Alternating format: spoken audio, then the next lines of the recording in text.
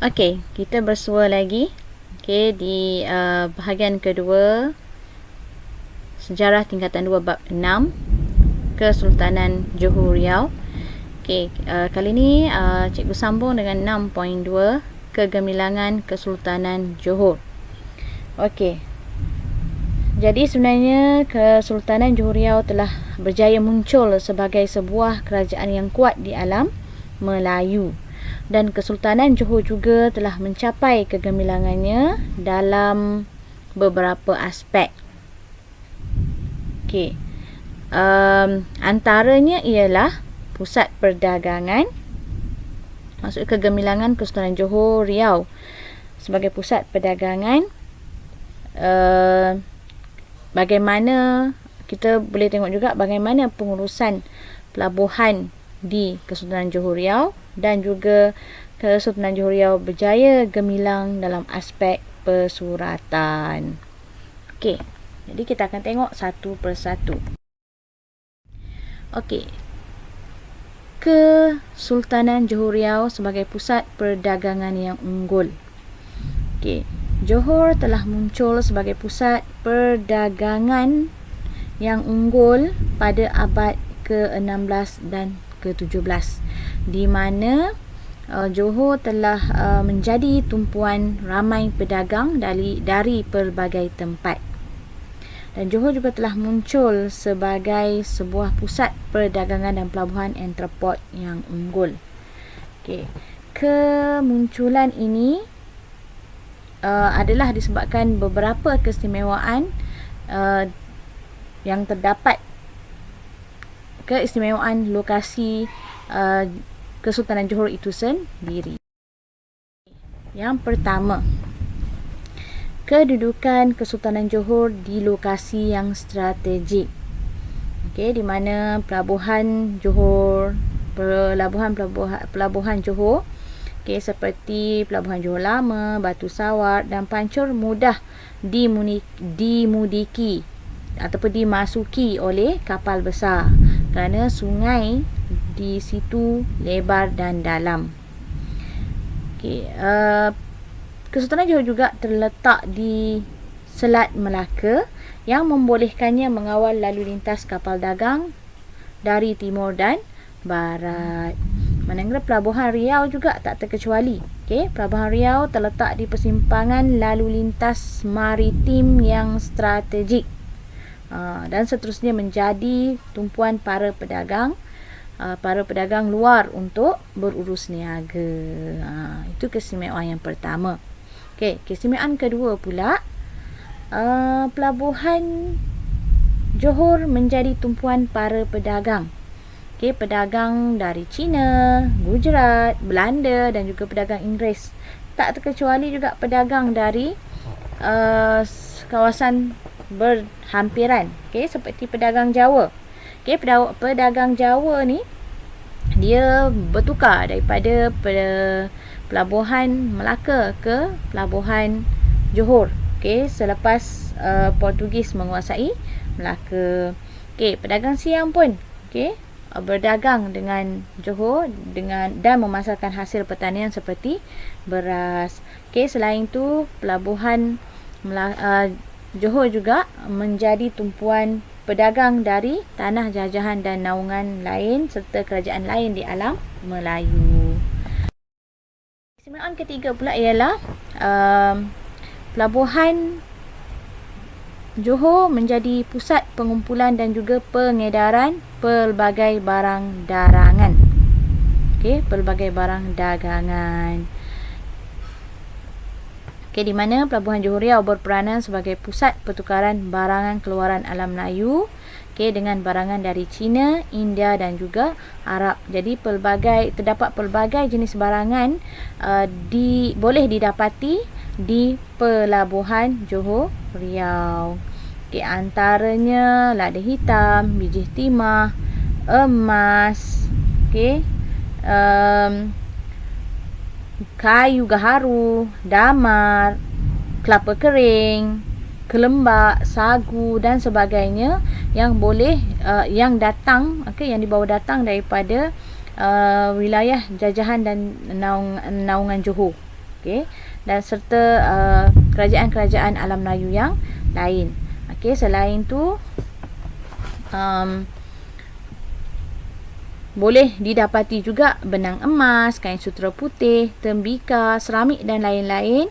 Okey, barang dagangan yang dibawa daripada China. Okey, kebanyakan barang dagangan daripada China ni boleh didapati di Pelabuhan Batu Sawar. Okay, selain daripada barang dagangan dari China, terdapat juga barang dagangan daripada Gujarat.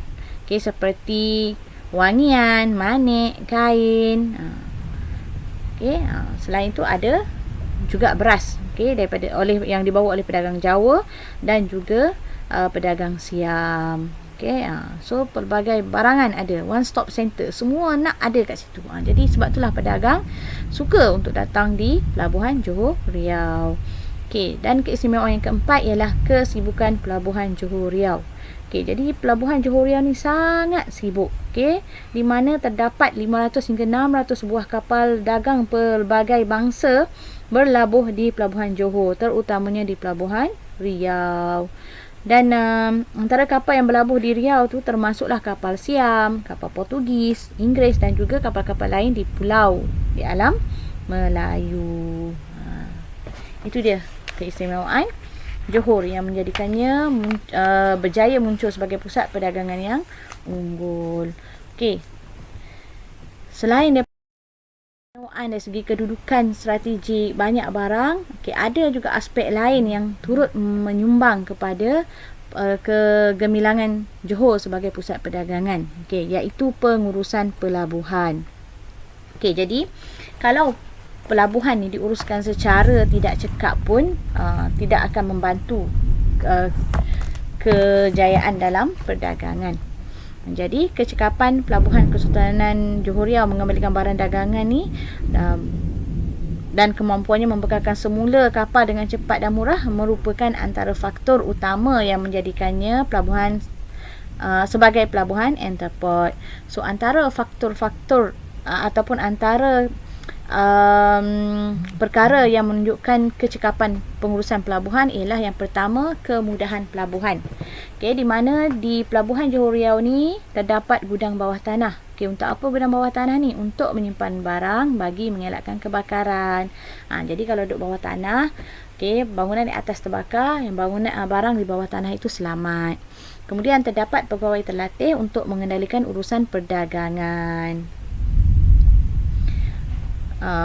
Selain itu, Pelabuhan Johor Riau juga membekalkan barang yang diperlukan, seperti diperlukan oleh pedagang seperti lada hitam dan juga rempah ratus. Kemudian perkara kedua yang berkaitan dengan pengurusan pelabuhan ialah urusan jual beli.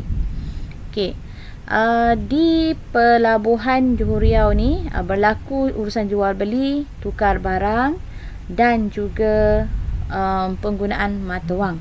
Dan penggunaan mata wang ni sebenarnya banyak membantu melicinkan lagi kegiatan perdagangan. Sultan Alauddin Riayat Shah I telah memperkenalkan mata wang emas yang dikenali sebagai mas, mata wang perak sebagai kupang dan juga mata wang pinah sebagai katun. Selain daripada mata wang tempatan, ada juga mata wang asing digunakan, iaitu pada akhir abad ke-18.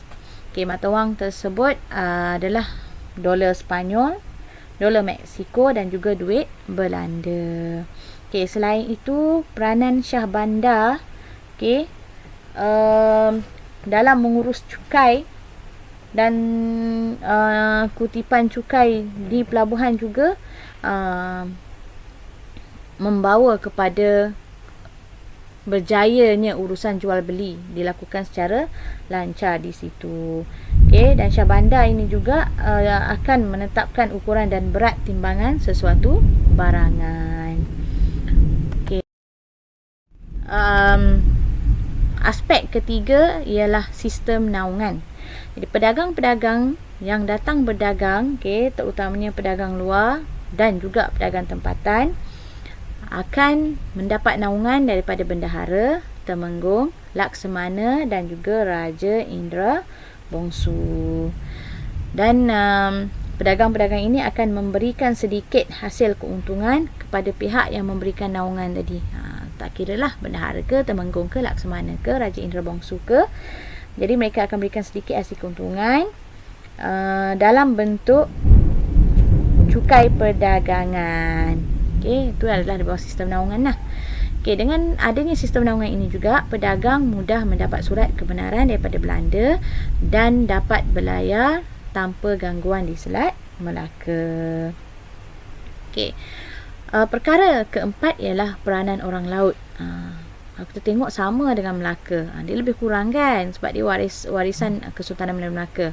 So peranan orang laut di Johor juga memainkan peranan penting, di mana orang laut ini ditugaskan sebagai pengawal pelabuhan, penunda kapal dagang, penunjuk arah kepada para pedagang dan juga pengawal di perairan Johor dan juga Selat Melaka. Dan orang laut ini juga terlibat untuk mengawal keselamatan Kesultanan Johor Riau dengan menjadi tentera angkatan laut. Dan pengurusan pelabuhan yang kelima, atau aspek pengurusan pelabuhan yang kelima ialah kemudahan membaiki dan membina kapal. Jadi di Pelabuhan Johor ada kemudahan membaiki dan membina kapal bersaiz kecil. Di mana orang laut tadi, okey, dia juga mahir dalam pembinaan kapal. Jadi mereka ni dapat membuat kapal pesisir pantai seperti Kolek, Banting, penjajak, balok dan juga pencalang. Jadi kemahiran ini juga berjaya membantu memajukan Kesultanan Johor Riau. Okey, sebab bila pedagang datang bawa kapal besar, dia perlukan sistem pengangkutan yang baik untuk mengangkut barang daripada kapal besar mereka ke pelabuhan. Jadi kombinasi kelima-lima perkara ini membantu lagi kemajuan perdagangan dalam Kesultanan Johor Riau. Okey. Kesultanan Johor Riau juga gemilang sebagai pusat persuratan. Dengan adanya penghasilan karya dapat membuktikan bahawa Kesultanan Johor Riau tidak ketandusan dengan karya agung dan tokoh persuratan yang berkaliber. Okey. So dalam karya persuratan ni kita tengok 3 perkara. Okey, karya agung. Maksud karya utama lah. Okey, apa maksud dia spesifik? Karya agung ni maksud dia karya yang tertulis dalam bahasa Melayu yang mampu mencetuskan unsur pemikiran, sistem nilai dan kepercayaan, falsafah atau pandangan hidup bangsa Melayu. Okey, dan karya agung ini juga melambangkan pencapaian unggul dalam tamadun Melayu yang mencerminkan pemikiran dan pandangan hidup bangsa Melayu. So ada 2 contoh karya agung, iaitu Sulalatus Salatin yang bermaksud salasilah raja-raja ataupun peraturan segala raja. Okey, naskah asal Sulalatus Salatin ni bernama Hikayat Melayu. Ia telah disusun oleh Tun Sri dan ditulis semula oleh Tun Sri Lanang pada tahun 1612. Okey, so dalam Sulalatus Salatin ni adalah tajuk-tajuk mengenai asal-usul keturunan Raja-Raja Melaka, adat istiadat kerajaan dan juga sejarah Kesultanan Melayu Melaka. So ia menjadi rujukan kepada Kesultanan Johor Riau. Contoh karya agung yang kedua ialah Hikayat Hang Tuah. Ada sejarawan menyatakan bahawa Hikayat Hang Tuah ini dihasilkan oleh pengarang dari Johor selepas kekalahan Portugis di Melaka pada tahun 1641. Hikayat Hang Tuah ni sebenarnya sebuah epik kepahlawanan yang merentas sepanjang zaman kegemilangan Kesultanan Melayu Melaka. Di mana kandungannya berkaitan dengan ketaatan atau kesetiaan Hang Tuah kepada Raja dan Kesultanan Melayu Melaka. So dia maksud cerita tentang taat setia rakyat kepada Sultan. Okey. So dalam kegiatan persuratan ni, dia ada tokoh persuratan yang terkenal. Dalam kegiatan persuratan Johor Riau ni. Iaitu Tun Sri Lanang. Nama Tun Sri Lanang memang popular sampai sekarang. Glamour. Nama sebenar Tun Sri Lanang ialah Tun Muhammad bin Tun Ahmad Paduka Raja. Beliau dilahirkan di Bukit Seluyut, Kota Tinggi pada tahun 1565. Dan beliau pernah menjadi bendahara Johor semasa pemerintahan Sultan Alauddin Riayat Shah 2. Di antara sumbangan Tun Sri Lanang ni ialah menyusun dan menulis semula Sulalatus Salatin atas titah Raja Abdullah, iaitu Adinda Sultan Alauddin Riayat Shah 2. Okay, Tun Sri Lanang juga dilantik sebagai penasihat Sultan Iskandar Muda Aceh dan menjadi Raja Uli Balang di Samar Langgar. Okay, so banyak pencapaian Tun Sri Lanang. Okay. Okay, selain daripada karya agung, ada juga karya lain, okay, seperti Tajul Salatin ataupun maksudnya Mahkota Raja-Raja. Ia ditulis oleh Bukhari Al-Jauhari. Okay. Selain itu ada Tuhfah An-Nafis, Salasilah Melayu dan Bugis, dan juga Gurindam. Okay. Yang ni